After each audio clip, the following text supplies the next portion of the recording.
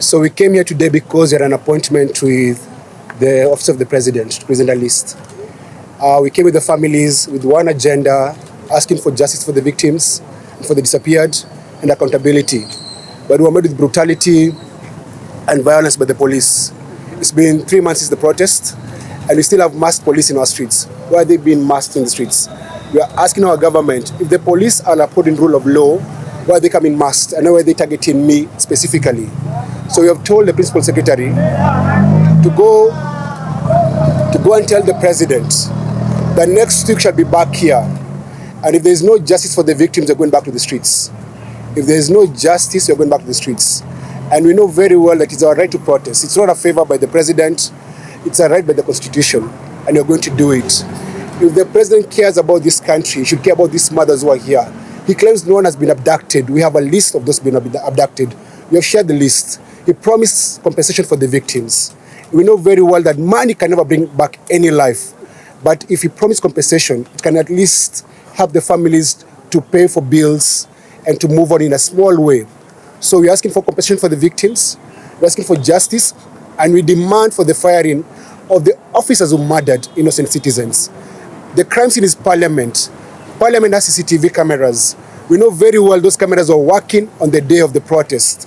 We demand that the government to make that footage public.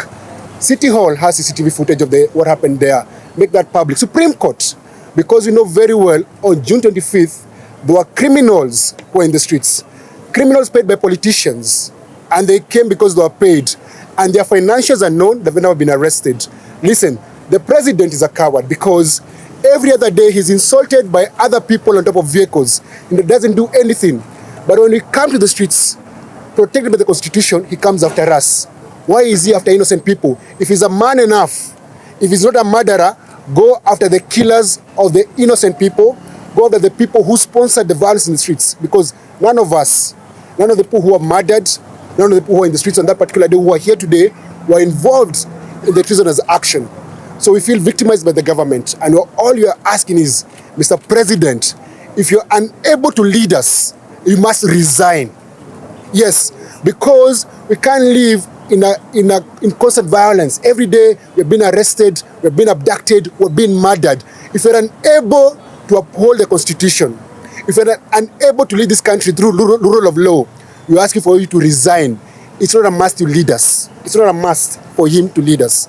Because you say this, and you said this before, you cannot kill us and lead us. You cannot do that. Kama umeshindwa na kazi, enda nyumbani.